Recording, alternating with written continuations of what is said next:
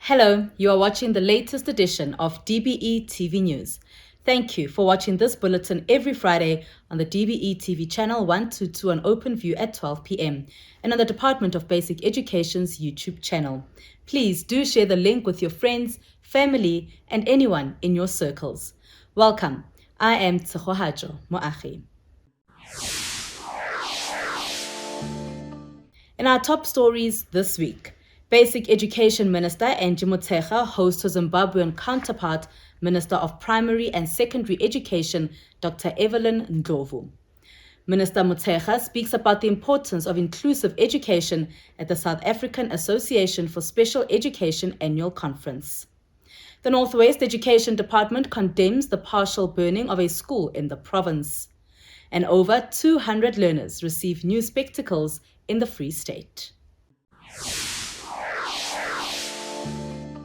Basic Education Minister Angie Motshekga has thanked the Minister of Primary and Secondary Education of Zimbabwe, Dr. Evelyn Ndlovu, for the continued partnership. Motshekga hosted her Zimbabwean counterpart for 2 days. The purpose of the visit was to sign a bilateral agreement between the two countries. She was accompanied by Deputy Minister Dr. Regina Mhaule and Director General Matanzima Mweli. As part of the implementation of the agreement, the parties shared best practice and experiences through technical exchanges between South Africa and Zimbabwe. In addition, the parties exchanged information about each other's basic education systems through study visits and workshops. The official visit by Zimbabwe's Primary and Secondary Education Minister, Dr. Evelyn Ndlovu, started with an exchange of information through presentations made by managers on the education systems of both countries. The country has the majority, which is 75.16% of its primary schools run by the government of Zimbabwe, with just 24.85% under the non-government entities. A similar pattern is evident for secondary schools, where government runs secondary schools constitute 71.27%, in contrast to non-government authorities that make up 28.73%. And then our schools are also classified under 3 categories as per grant type allocated by government to the schools. We have P1 and S1 schools, which are mostly found in our low density suburbs, in the metropolitan mostly, or in the cities. And our elite boarding schools also fall under the P1 and S1 category of schools, regardless of where they are located, the boarding schools, because we do have boarding schools in the rural areas like Falcon College, for instance. These are trust schools, but because of its nature, because of its elitism, it falls under S1. Then P2 and S2 schools are located in the urban, high-density areas, including government and church-based schools located in the rural areas. While the Basic Education Department's Director General also explained to the Zimbabwean delegation on how South Africa's education system works. School fees, as I've said, 71% of our learners do not pay school fees. We have categorized our schools into 5 groupings. Quintile 1, Quintile 2, and Quintile 3. These 3 groupings, learners are not paying school fees at all. And then for Quintile 4 and 5, those schools are allowed to charge school fees. So that's these 3 groupings constitute the 71% of learners. Yeah. Quintile 1 to 3 are no fee paying schools. Quintile 4 and 5 are fee paying schools or fee charging schools. And if you look at the number of schools, up to 80% of our schools do not charge school fees. Close to 80% of our schools. We also provide learner transport. And this is part of the pro-poor policies that I talked about. This was followed by the signing of the Memorandum of Understanding by Minister Angie Motshekga and her Zimbabwean counterpart. Day 2 was a day of learning, singing and dancing at Curtis Nkondo's School of Specialization. As Basic Education Minister Angie Motshekga and Zimbabwe's Primary and Secondary Education Minister Dr. Evelyn Ndlovu visited the school. Learners at the school showcased and explained what they have been working on, leaving the two ministers in awe. The massive deployment of resources used in transforming the school to the level of that we've confirmed today and that was observed today, it's amazing. We want to thank the country's leadership and that of the Department of Basic Education for realizing investing in the youth is a key pillar and a panacea towards the transformation of the education system in the country and the economy as a whole. Our message to you from the Republic of Zimbabwe is to encourage your children to fully utilize the opportunities that are created for their expertise and development, so that they can become responsible and knowledgeable citizens that will be relevant in this digital-driven millennium. Minister Motshekga said the partnership and agreement signed with Zimbabwe has been beneficial for both countries. We're not shy to say South Africa that we hold your education system in very high esteem. We know Zimbabwe has got very good educational outcomes, and Zimbabwe has pioneered in the education space in very important and substantive areas. I've just mentioned, for instance, a program director, that the instrument we use in SADC, now in South and Eastern Africa, we call it SADC. It's an instrument that originated in Zimbabwe. So it has become a regional and a continental instrument. It's not only used by SADC, it's also used by East Africa. We have your Angola unit, Kenya is joining for assessment, and we get very good results and benchmarking. So it's an instrument that we have had from Zimbabwe. And it has become an international instrument. So we're very sure that in our partnership, in really seeking partnership with Zimbabwe, as a country, we stand to gain a lot. I can cite a number of programs and activities that as a country we've benefited from Zimbabwe. We have Zimbabwean medicine science teachers in the country, your different schools or private schools, both for them, remedial entities use Zimbabwean teachers. So it's very important for us as a region to strengthen each other to make sure that we have a solid, strong region to be able to serve. Because any problems in South Africa will spill on Zimbabwe. And that's why we're speaking with teachers. And any problem in Zimbabwe spills onto South Africa, and sometimes creating unnecessary tensions amongst ourselves.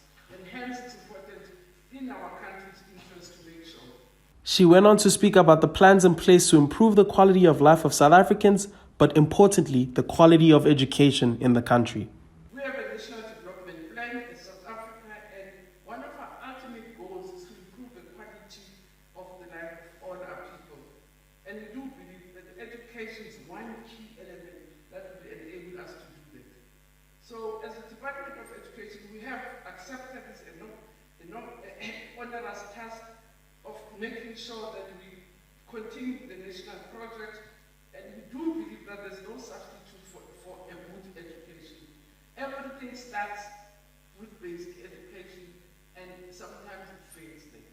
So if that didn't grow with us, any career didn't grow with us, it's unlikely to thrive and grow. So that's how important we are, and that's how important we take ourselves, including this relationship.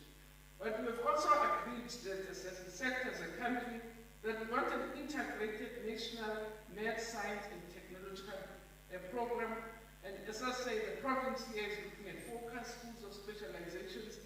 We have identified different areas of specialization around different economic zones. So we have a school of specialization around the airport precinct, which deals with all technologies around aerospace. We have also specialization in other areas where we have a strong growth in agriculture. So it has been divided according to different economic opportunities that we see for our country. So it runs the same in all of us.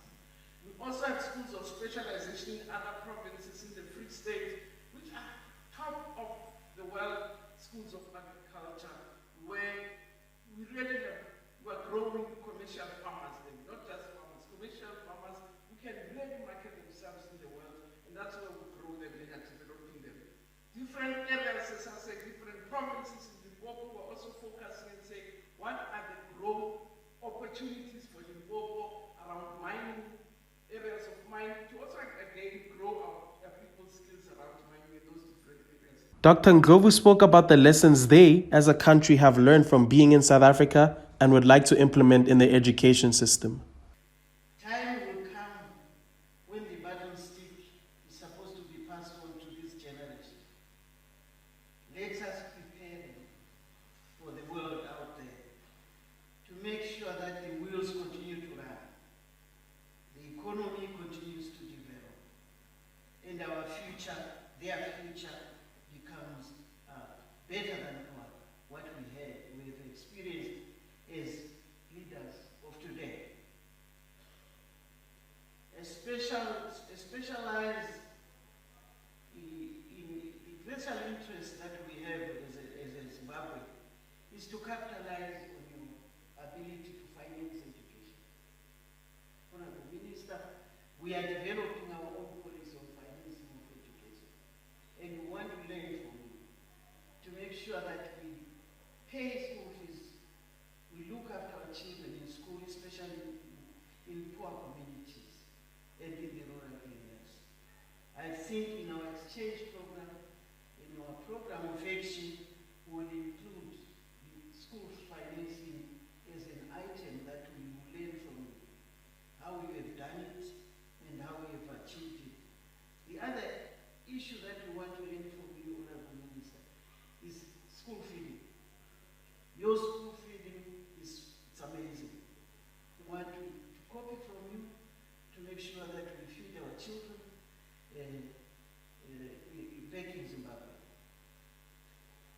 All I can say to these young people is that Nika inobakwanele nevana. Khango inobakwanele nevana. Ilizwe lakhiwa ngabanikazi babo.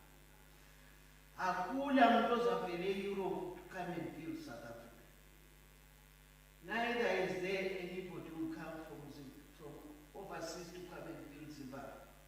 Zimbabwe will be built by Zimbabweans. Botswana will be built by Botswana. And South Africa will be built by South Africans. Think about that. Let's change our own space. That suits us. Change the space. Because the space that we developed, the space that these people, the previous rulers developed, it's not what you want. So my last message to you children is that be proud of that you are South African. Love your space. Protect your space. Protect your properties. Make sure nobody touches any property that your government has developed. The future lies with you. We don't want to come back as poor as we want to live in the local areas. Sifuna to develop this country. The bilateral agreement between South Africa and Zimbabwe covers areas of curriculum, teacher development, infrastructure, syllabi, and learner well-being. Gauteng Education MEC Panyaza Lesufi has launched the 18th School of Specialization, this time in Mill Park, Johannesburg, the John Orr Engineering School of Specialization. The department believes that schools of specialization seek to nurture talent in South Africa across key disciplines, developing the country's future generation of leaders. Lesufi says Johannesburg is most suitable to establish John Orr Engineering School of Specialization due to the city's strong focus on infrastructure and technology. John Orr Engineering School of Specialization, welcome to the galaxy of schools of specialization. We welcome you warmly and thank you for taking the challenge to be part of this history-making kind of schools. When we had a vision to say our schools can't be the same, our children are not the same, and that the economy of the country needs creative people who can make things to happen. When we conceptualized the School of Specialization or Schools of Specialization, I remember when we went to present to the Portfolio Committee for the first time, and we said we want to have schools of specialization. Our Charlotte committee members just said to us, good luck. You know that good luck? I say good luck. But I'm proud that today we can not only announce, but we can point the schools of specialization that we've launched. During his address to learners, Lesufi urged them to ensure they work hard so they too can one day create jobs. If we can work together, those that are laughing at us now will know that the one that laughed last laughed best. That in everything we're going to do from now on in this school will be results orientated. And that you, as our children, you are going to make us proud. This province is proud to invest all the resources that we have so that we can be better people. This province, through the Gauteng provincial government, is proud to have this kind of schools of specialization because we saw the need to link your skills to the market. And that is why I'm so excited that the leadership of SOSOL and other institutions are here to partner with us. My children, grab this opportunity with both hands. Are we together? Yes. Grab this opportunity with both hands. This thing of putting that formula or popular drink on your head and say, "Uhamba online," we'll find it one day, not now. Are we together? There's no room to compete with drugs and alcohol. There is room to compete on the best skills that can be available inside your school premises. He added that the school must be protected at all times, not just by the learners and teachers, but the school governing body and community as a whole. What we are launching today, Principal, is a future that must be protected. Councillor, the investment that you are putting in, we don't want to come here and be told that things have been stolen. My children, we don't want to come here and be told that you are doing wrong things instead of concentrating on what you are building for you. So we want to urge you, work with us, you will see miracles. I'm saying the department will take this challenge HOD. This particular car must not end up in the workshop. It must move on the streets of Johannesburg as a better car that could compete with Tesla. Coming up, we find out more about the burning of a school in the Northwest. Everyone has their own definition of what education is and means. What is yours? TED is a show that seeks to challenge the status quo by inviting guests that have a role and an inspiring story to tell about their journey in education. A lot of it is not learner-centered. This show seeks to dive in deeper conversations in quest of answering the big question, why education when there's so much to do outside of it? Why invest energy and resources that are so impactful in our society? You're seeing a cartoon character that looks like you counting to 10. This show airs on Dbe TV channel 122. In case you miss it, binge watch it on YouTube, Dbe TV. And also don't forget to follow us on all our social media platforms, simply Dbe TV.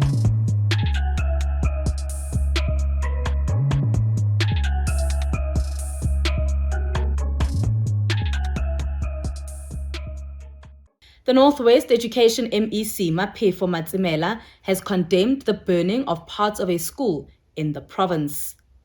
Khayetso Secondary School went up in flames on Tuesday night, the 16th of August. The kitchen, storeroom and tuck shop were burnt. 4 gas stoves, 6 pots, a fridge and some groceries were also damaged in the fire. Matsimela says such actions derail the provincial department's efforts of providing a conducive learning environment to learners. She has called for those behind the incident to be arrested and face the full might of the law. The MEC indicated that the school would now use the new kitchen, which was completed last year. The cause of the fire is still unknown, and a case of arson has been opened with the local police. Basic Education Minister Angie Motshekga has thanked the South African Association for Special Education for their continued partnership to ensure problems in the education sector are addressed. She was speaking during the association's 2022 National Conference. SANASE aims to, among other things, promote the interests of learners with disabilities who need special education to enable them to reach optimal independence and responsibility.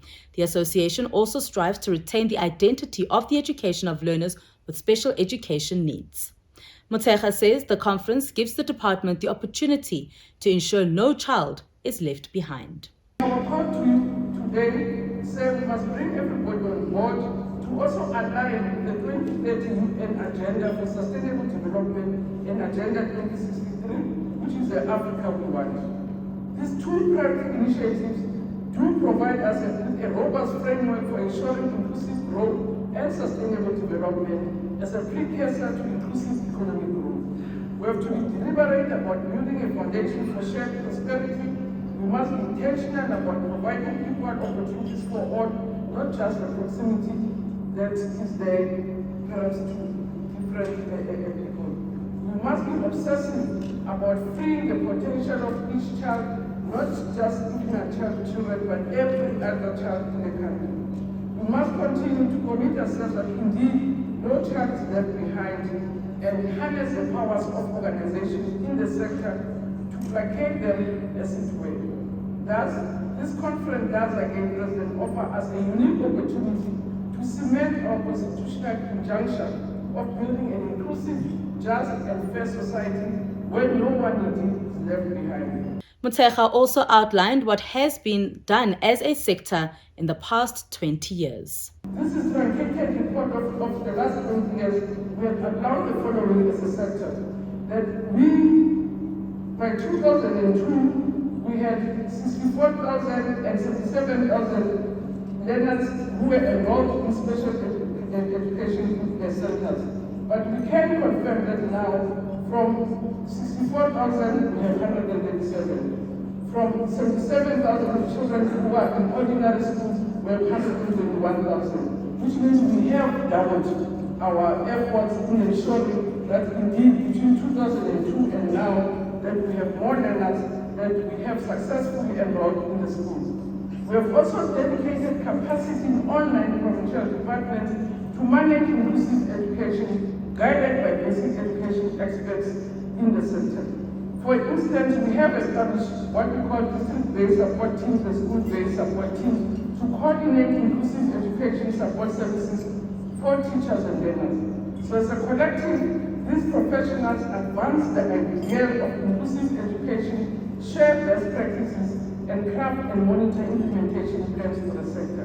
The minister spoke about what needs to be done now to ensure inclusive education is taken to the next level from next year. So to take inclusive education to the next level in 2024, we did finalize a screening, identification, assessment and support policy. And the aim of this policy is to identify any signs of barriers to learning.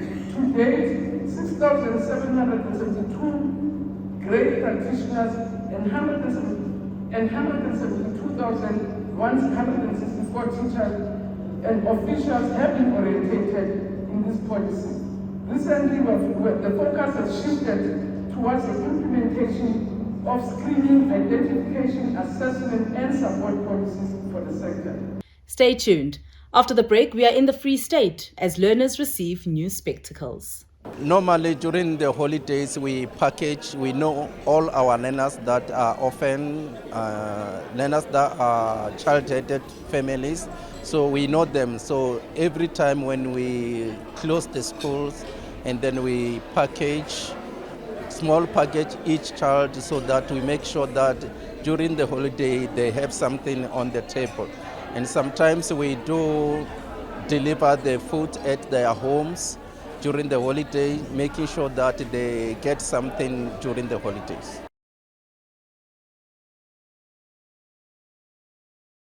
It's actually one of the most successful because on a daily basis, we provide over 9 million learners nationwide on a daily basis.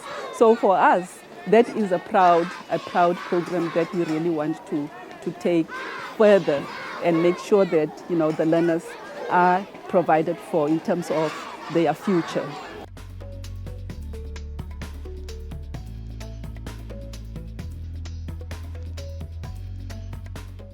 More than 200 learners from Nomsa Secondary School in Denaysville in the Free State have received spectacles.